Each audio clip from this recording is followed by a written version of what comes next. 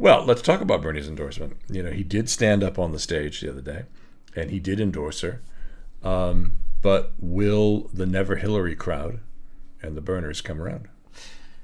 Yeah, I mean, I think a lot of them will, because our only other alternative is the Greens, and the Greens aren't going to get anything, because third parties never get anything in America, really. The two big ones are just too big.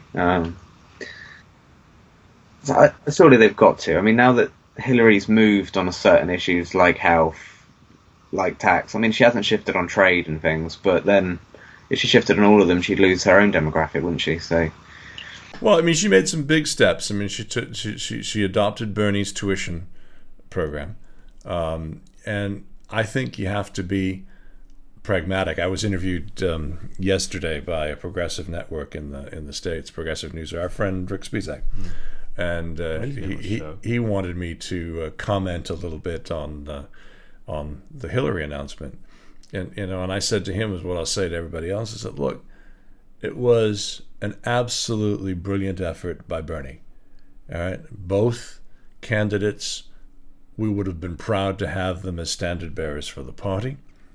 Whoever won, and the fact is, one won and one lost. And Bernie lost.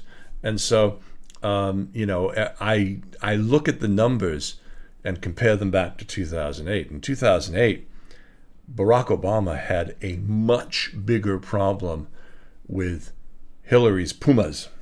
Party Unity My Ass was what it stood for, Puma. And he was 20 points down with that group, and they all came around.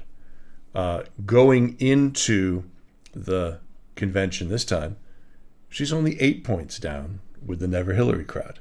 So she's already ahead in terms of that crowd. And as people begin to see her in the stark contrast next to the lunacy we're about to see next week at the Republican convention, and we'll talk about that in a second. And also Hillary will be able to do to Donald Trump what John McCain did to President Barack Obama, in that as soon as the convention is over next Thursday, Hillary can steal the fanfare altogether and appoint her vice president. And she will so do a week from Friday. It took quite a long time to come round, though, didn't he, to give that endorsement, Bernie Sanders? Yeah, too long. A lot of people think he hurt himself. Right. What did you think of Bernie, Ryan? I've actually got a Bernie Sanders for President T-shirt in my drawer. It's quite something, because Fury wouldn't even be, in fact, my president.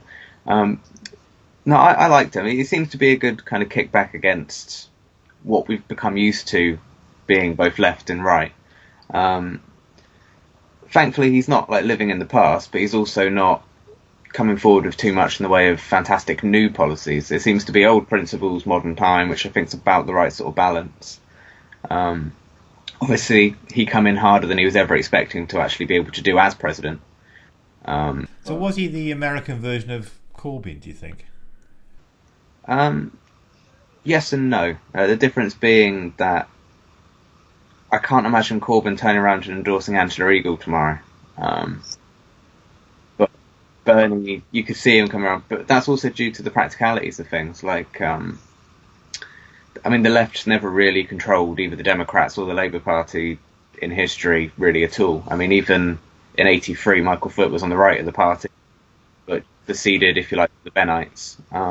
Whereas now Jeremy's got it, I don't think he necessarily wants to let go. Bernie didn't quite manage to get there, so he just managed to accept pushing over Hillary as far left as he could.